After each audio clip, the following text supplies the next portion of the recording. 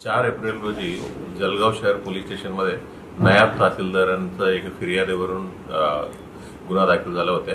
गुन्हा चीटिंग आणि फोर्जरीचा होता आणि त्याच्यामध्ये 43 लोकांनी तहसीलदारांचं बनावट पत्र महानगरपालिकेला सबमिट केलं आणि त्यांच्याकडनं जन्म दाखला प्राप्त करण्याचा प्रयत्न केला। याच्या अनुषंगाने गुन्हा दाखल झाला होता।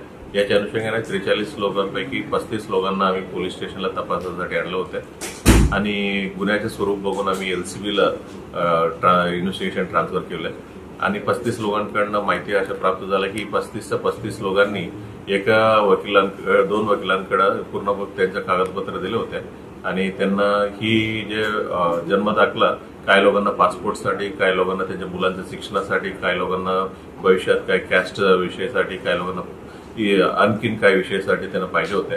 ही वकिलांना दिल्यानंतर वकिलांनी त्यांना प्रयत्न केला की कशा तरी म्हणजे तहसीलदारांचं एनओसी भेटल्यानंतर, सर्टिफिकेट भेटल्यानंतर त्यांना मृत्यू दाखला भेटेल।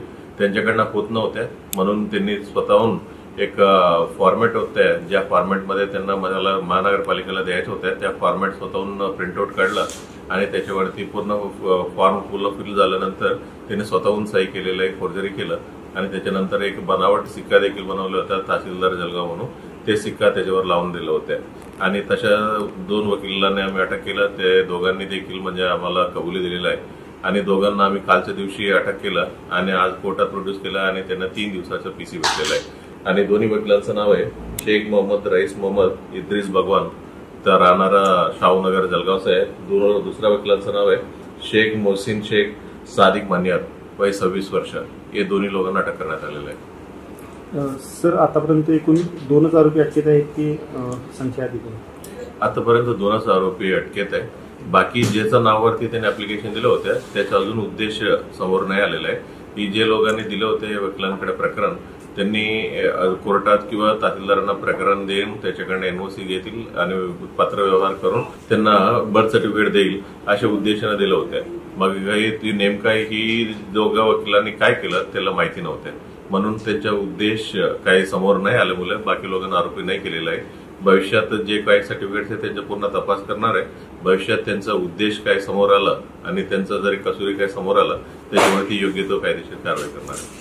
सर, याच्यात काही बांगलादेश कनेक्शनचं जे बोललं जात होतं त्यात काही आलंय का तपासात? जे प्रत्येक प्रकरण जे वकिलांनी घेतलं होतं ते सर्व प्रकरण आम्ही आमच्याकडनं पूर्ण ताब्यात घेतलं।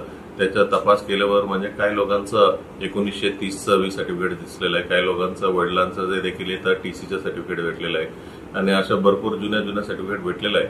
अजूनपर्यंत असं काही बांगलादेशीचं कनेक्शन समोर नाही आलं। मालेगावशी कनेक्ट आहे हा विषय?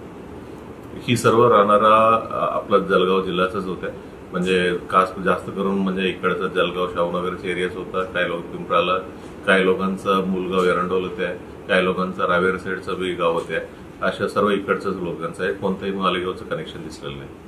तहसीलदारांचं नाव शीतल राजपूत आहे आणि ही जे काही आमच्या समोर आलेल्या गुन्ह्यामध्ये 43 सर्टिफिकेट त्यांनी महानगरपालिकेला सबमिट केलेलं आहे। ही जे सर्टिफिकेट त्यांनी सबमिट केलं याचा फॉर्मॅट त्यांनी तहसील ऑफिसवरून घेतलेला आहे आणि फॉर्मॅट एकदा घेतल्यानंतर पूर्ण त्यांचं फॉर्मॅट त्यांनी फिल केलं। जे काही नाव आहे त्यांना सर्व त्यांनी स्वतःहून टाकून दिलं आणि सही देखील त्यांनी स्वतःहून केलं आणि त्याच्यानंतर एक बनावट शिक्का बनवला होता आणि शिक्का देखील त्यांनी स्वतःहून त्याच्यावरती लावून दिलेला आहे। मागील काही महिन्याचं हा प्रकरण आहे, पण मागील काही 5 वर्षांमध्ये अशी काही घटना घडल्याचं समोर आलेलं आहे का?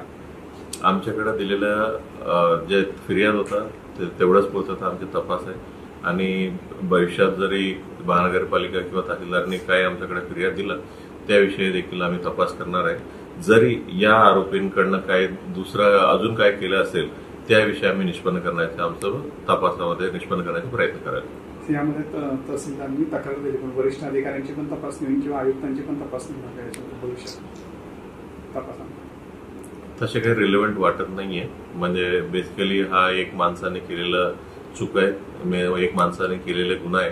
म्हणजे असं कोणी तहसीलदार किंवा महानगरपालिकाचा चौकशी या गुन्ह्यामध्ये चौकशी होईल असे काही वाटत नाही।